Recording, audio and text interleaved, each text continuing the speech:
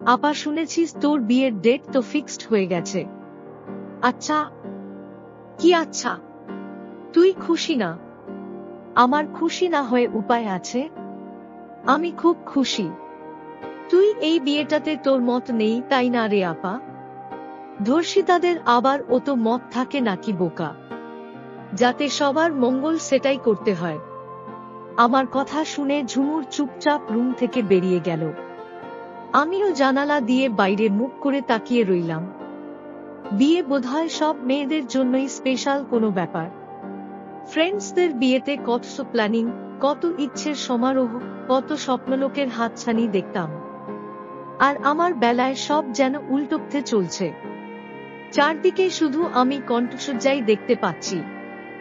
জীবন এত বিষাক্ত হতে পারে জানা ছিল না। 7 দিন পর বিয়ে। সবাইকে তো দাওয়াত দেওয়া শুরু করা দরকার। খাবার টেবিলে কথা উঠালেন মা। লোক হাসাতে চাও নাকি মা? তোর দেখি সবকিছুতেই সমস্যা। লোক হাসানোর কি দেখলি এখানে?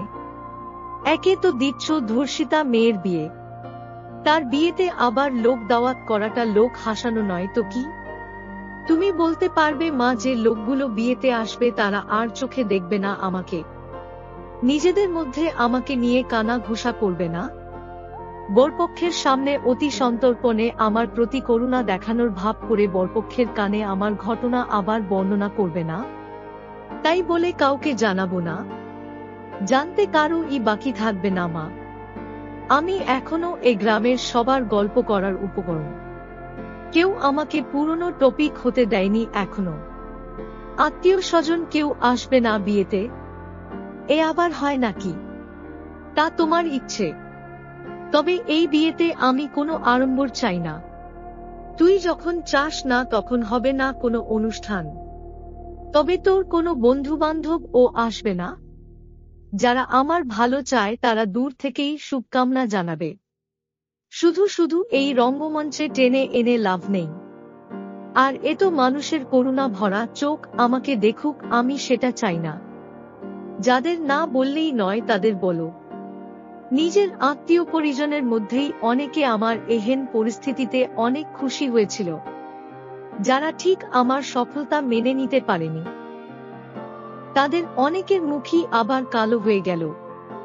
একদম নিকটবর্তী আত্মীয় স্বজনরা আসা শুরু করেছে।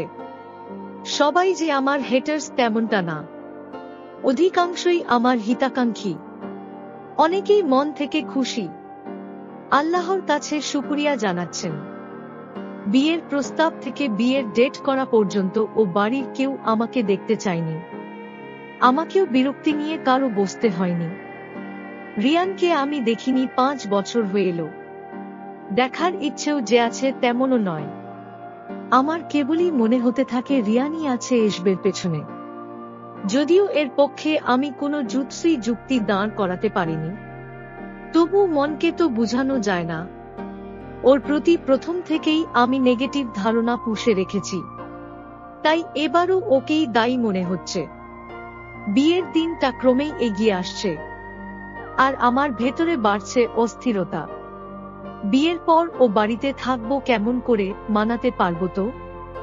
সবচেয়ে বড় কথা, রিয়ানের কোর্টলে পড়তে যাচ্ছি আমি।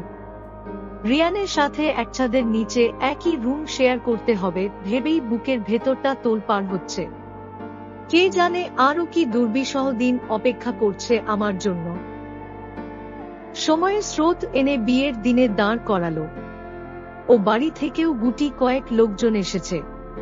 প্রচন্ড উৎকণ্ঠা আর একবুক বিমুখতা নিয়েই বিয়ে হয়ে গেল আমার।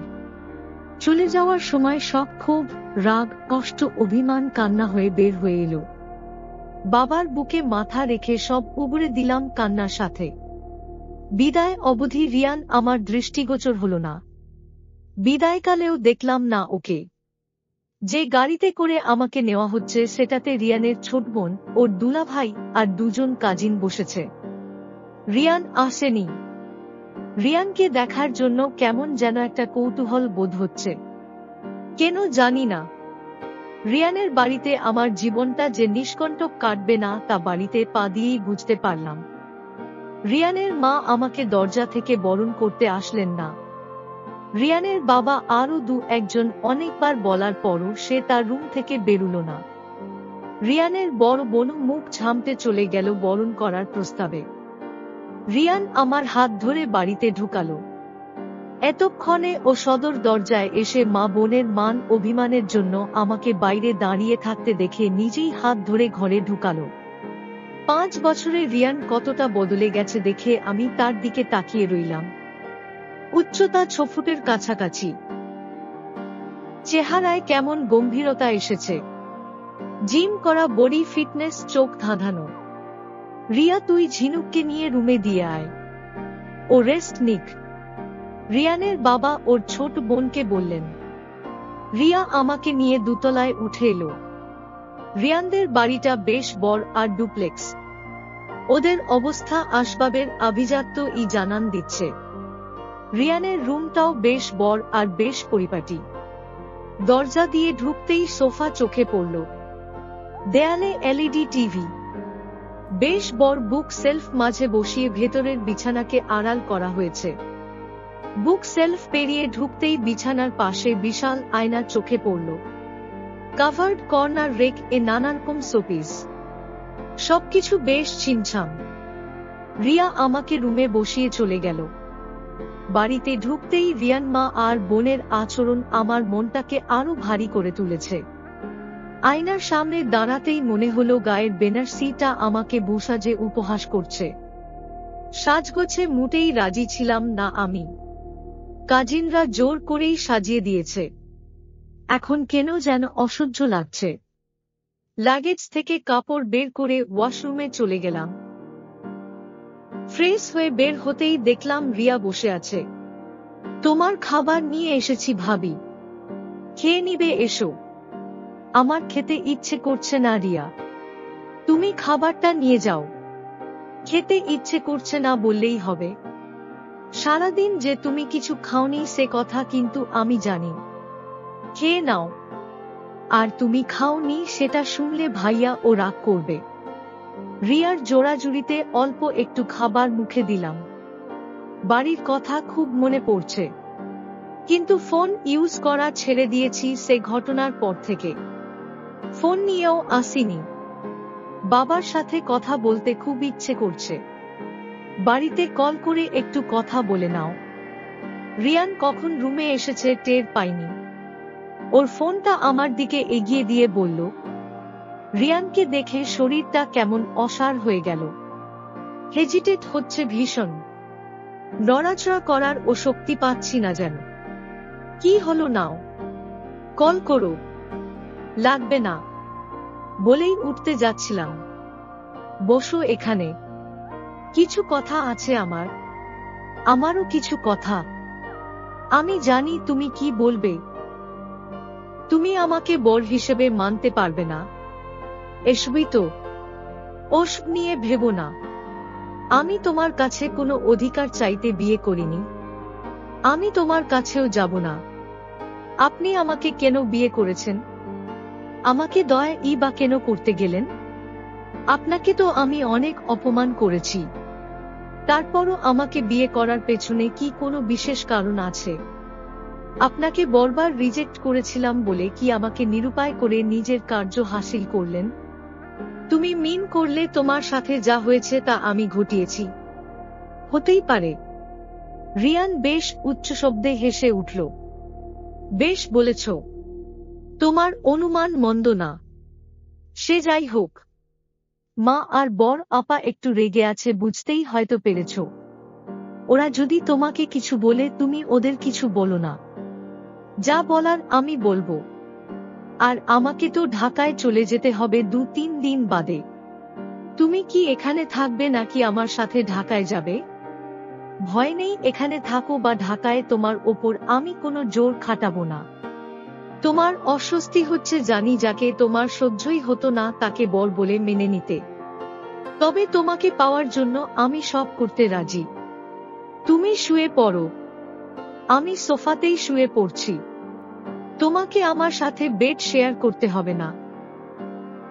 রিয়ান সোফাতে চলে গেল। রিয়ানের কথাগুলো আমার কাছে যে খুব ভালো ঠেকলো তেমনটা নয়। মনে হচ্ছে নিজেকে মহৎ প্রমাণ করার জন্য এসব বলে গেল। তাতে আমার কি? ওর প্রতি আগেও ফিলিংস ছিল না, এখনো নেই। আমিও শুয়ে পড়লাম, তবে ঘুম এলো না। সব ঘটনা একে একে মনে পড়তে লাগলো। সেদিন সন্ধ্যার আগের জীবন আর সন্ধ্যার পরের জীবন নিয়েও ভাবলাম, কি থেকে কি হয়ে গেল। স্বপ্নেও কখনো রিয়ানের ঘরে আমি থাকবো সেটা ভাবিনি।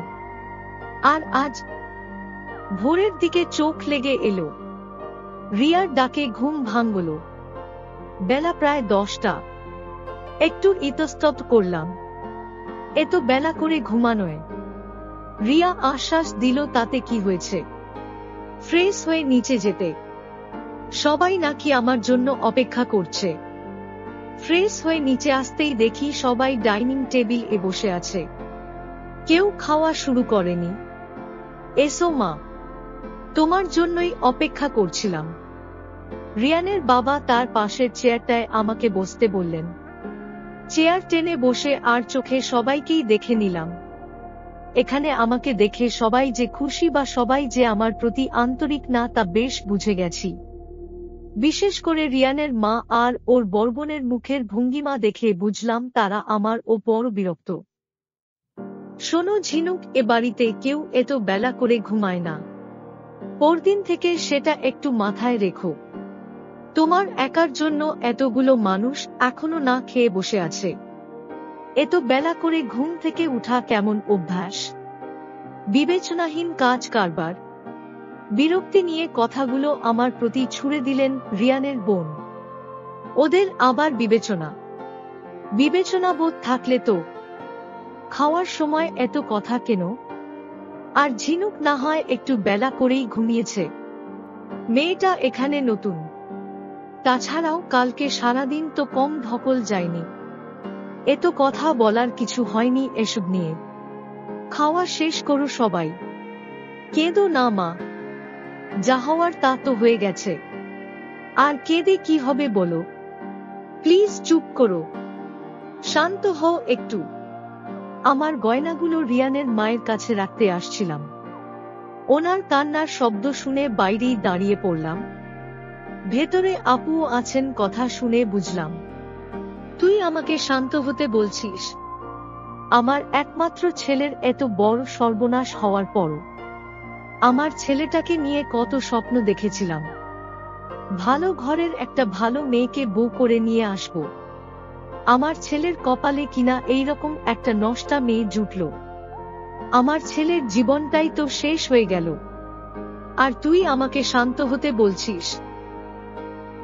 কি করবে মা, তোমার ছেলের ভাগ্যই খারাপ, না হলে এমন ভীমূর্তি হয় নাকি?